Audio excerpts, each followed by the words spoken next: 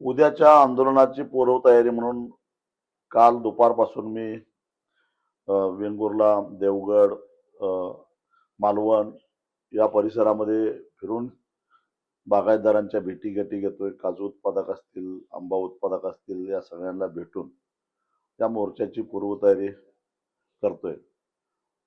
या भेटीगाठी घ्यायचं दुसरं एक कारण असं आहे की या आंदोलनामध्ये शेतकऱ्यांनी सहभाग घेऊ नये म्हणून प्रशासन आणि पोलीस खातं वेगवेगळ्या पद्धतीनं दडपशाही आणि दबाव आणण्याचा प्रयत्न करते. जवळपास 700 लोकांना नोटिसा गेलेल्या आहेत. त्याचबरोबर आंब्याच्या कलमा व्यतिरिक्त काही शेतकऱ्यांचे वेगवेगळ्या जे व्यवसाय आहेत, मग कोणी खाणीचा व्यवसाय चिऱ्याचा करत असतील, कुणी अन्य काही करत असतील, महसूल खात्यामार्फत त्यांना नोटिसा देणे, त्यांना दंड करणे, असे उद्योग चालू आहेत. मला प्रशासनाला आणि प्रशासनाच्या मागे जे कोणी आहेत त्यांना एवढाच इशारा द्यायचा आहे, चळवळ करणारे लोक हे निर्भीडच असतात आणि ज्यांचे हात कुठे गुंतलेले नाहीत तेच चळवळ करत असतात. तेव्हा विनाकारण चळवळ करणाऱ्यांना त्रास द्यायचा प्रयत्न केला तर तुमच्या आजूबाजूला काय लायकीची माणसं आहेत तेही जरा तपासून बघा आणि त्यांच्या मागे हात धुवून लागल्याशिवाय सोडणार नाही, एवढाच मला इशारा द्यायचा आहे. सध्या जे सरकारकडून दडपशाहीचा प्रयत्न होतोय तर तो आंदोलन चिरडण्याचा प्रयत्न केला जातो. 50 वर्षात पहिल्यांदाच कोकणातला शेतकरी उठला आहे. तो चळवळ करतोय म्हटल्यानंतर अनेक प्रस्थापितांचं पित्त खवळलेलं आहे आणि त्यामुळं ही चळवळ जिथल्या तर दडपून टाकायची हा प्रयत्न चालू आहे. पण रबरी चेंडू जेवढा तुम्ही दाबाल तेवढ्याच वेगात उसळून येतो. त्याच पद्धतीनं कोकणातल्या मातीतला हा शेतकरी तुम्ही किती दडपशाही केली तर उसळून आल्याशिवाय राहणार नाही.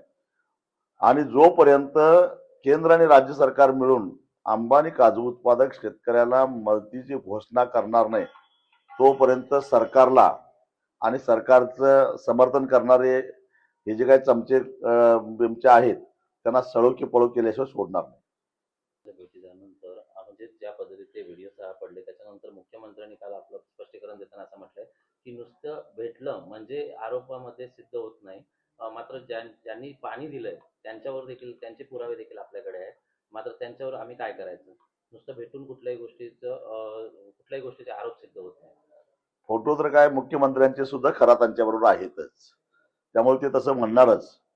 पण माझा प्रश्न मुख्यमंत्र्यांना एवढाच आहे की गृह खातं तुमच्याकडे काय घडतंय ते घडांकडा तुम्हाला माहिती असताना एवढे दिवस कारवाई त्या खरातावर का झाली नाही, या प्रश्नाचं उत्तर महाराष्ट्राच्या मुख्यमंत्र्यांनी महाराष्ट्राच्या जनतेला दिलं पाहिजे.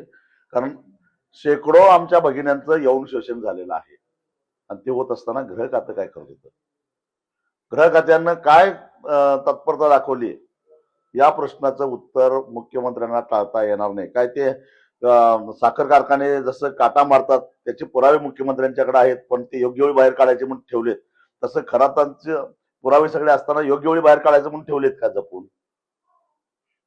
या गट आहे तो कुठेही असा आक्रमक होताना दिसत नाही.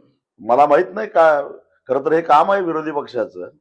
हे जे जनतेच्या विरोधात मध्ये जो अन्याय होतो, जनतेला जेव्हा त्रास होतो त्यावेळी संविधानिक जबाबदारी विरोधी पक्षांची असते या सगळ्यावर आवाज उठवण्याची. पण तुम्ही म्हणताय ती गोष्ट खरी आहे, विरोधकांच्याकडून म्हणावा तेवढा आवाज उठवला जात नाही.